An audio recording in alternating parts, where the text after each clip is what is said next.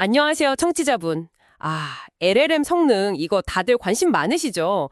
근데 막상 LLM이 만들어낸 결과물 이거 괜찮은 건지 평가하려면 좀 막막할 때가 많아요. 사람이 일일이 다 볼 수도 없는 노릇이고. 기존 자동 평가는 좀 뉘앙스 같은 걸 놓치기 쉽잖아요. 오늘 저희가 살펴볼 자료는 LLM으로 다른 LLM을 평가하는 뭐랄까 LLM 판사라고 부르는 방식입니다. 이게 과연 정말 좋은 해결책일지 아니면 뭐 또 다른 문제는 없을지 그 작동 방식부터 장단점, 우리에게 어떤 의미가 있는지 한번 깊이 파고 들어가 보죠. 네, 맞습니다. 핵심은 그거죠. 사람처럼 깊이 있게 평가하면서도 자동화의 속도랑 확장성, 이걸 동시에 잡으려는 시도예요. 기존 방식의 한계를 좀 넘어서 보려는 거죠. LLM이 판사라. 구체적으로 어떻게 하는 건가요? 그냥 뭐 평가해 이렇게 명령만 내리는 건 아닐 것 같은데요. 자료 보니까 거의 뭐랄까? 사람한테 채점 기준 주듯이 아주 상세하게 지침을 주는 게 핵심이라고 하던데요. 네, 정확히 보셨습니다. 프롬프트가 거의 전부라고 해도 과언이 아니에요. 이제 그 프롬프트 안에 판사의 역할, 예를 들어 당신은 10년 경력의 IT 서비스 품질 전문가입니다. 이런 식으로요. 그리고 뭘 평가할 건지, 또 중요한 평가 기준, 보통 정확성, 도움 정도, 어조같이 한 3개에서 5개 정도 명확하게 딱 짚어주고요. 채점 방식도 정해야죠. 점수로 할 건지 아니면 뭐 순위를 매길 건지. 그리고 아주 중요한 게 구체적인 채점 기준표, 그러니까 루브릭이죠. 좋은 예시, 나쁜 예시까지 다 포함해서요. 이런 식으로 소량의 예시를 주는 거, 이걸 이제 소량학습, 퓨전 러닝이라고 하는데 이게 LLM 판사의 일관성이나 신뢰도를 확 높여주는 비결입니다. 사실상 평가의 설계도를 LLM한테 그냥 주는 셈이죠. 어조나 사실성 같은 좀 미묘한 부분까지 평가가 가능하다고 강조하네요. 심지어 왜 그런 점수를 줬는지 설명까지 해준다니. 와, 이건 그냥 점수만 띡 알려주는 기존 방식보다는 훨씬 유용하겠는데요? 맞습니다. 그 설명 기능 덕분에 모델을 그럼 어떻게 개선해야 할지 좀 구체적인 힌트를 얻을 수 있는 거죠. 근데 물론 장점만 있는 건 아닙니다. 이 LLM 판사들도 뭐 완벽하지 않아서요. 같은 걸 물어봐도 가끔 좀 다른 평가를 내놓기도 하고 이런 비일관성 문제가 있고요. 또 여러 가지 편향에서도 자유롭지가 못해요. 편향이라면 예를 들어 어떤 게 있을까요? 혹시 뭐 사람처럼 누구 편애하고 그런 건가요? 좀 비슷하다고 볼 수도 있겠네요. 예를 들면 답변 순서에 따라서 점수를 좀 다르게 주는 위치 편향 같은 거요.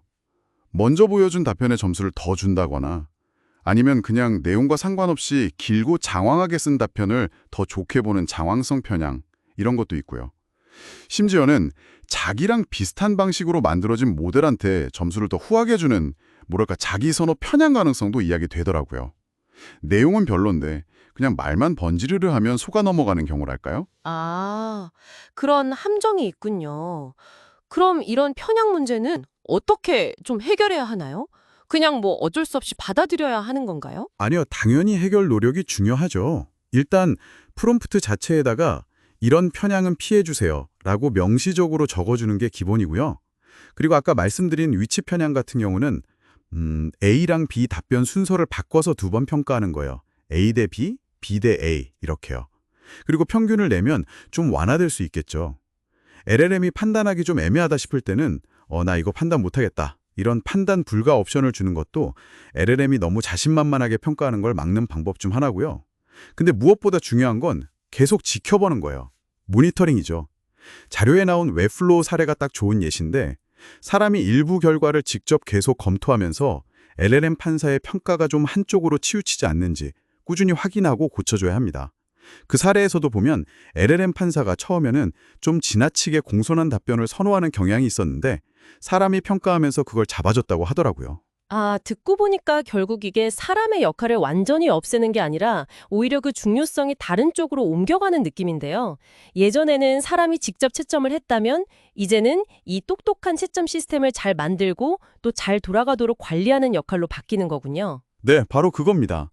모든 결과물을 사람이 하나하나 뜯어보는 대신에요. 평가 기준을 아주 정교하게 설계하고 LLM 판사가 편향 없이 공정하게 평가하도록 계속 감독하고 또 우리가 원하는 좋은 결과라는 기준에 맞춰서 이 판사 LLM을 계속 조정해 나가는 역할이죠. 그러니까 평가를 직접 실행하는 사람에서 평가 시스템을 관리하는 관리자로 역할이 좀 이동하는 셈입니다. 자, 오늘 LLM에서 저지에 대해서 이야기 나눠봤는데요. 정리해보자면 LLM을 활용해서 LLM 결과물의 미묘한 품질까지 평가할 수 있는 확실히 확장 가능한 방법이라는 점, 이건 분명 매력적인 것 같습니다.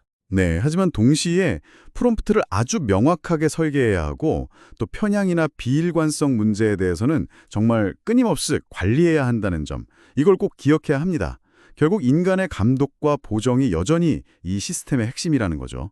뭐랄까, 인간의 노력을 완전히 없애주는 마법 지팡이라기보다는 품질 관리에 초점을 좀 이동시키는 도구다, 이렇게 봐야 할 것 같습니다. 그렇죠. 완벽한 자동 평가, 이걸 기대하기보다는 우리의 목표에 맞는 좀 일관되고 실용적인 피드백을 얻는 데 집중하는 게 현실적인 접근이겠네요. 맞습니다.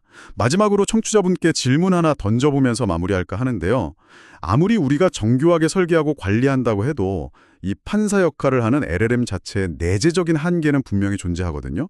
그렇다면 과연 우리는 이 자동화된 평가를 어디까지 신뢰할 수 있을까요? 특히 좀 복잡하고 미묘하거나 윤리적으로 민감할 수 있는 문제들에 대한 평가에서는요.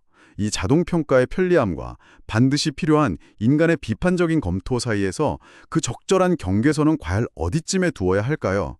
한번 생각해 보시면 좋겠습니다.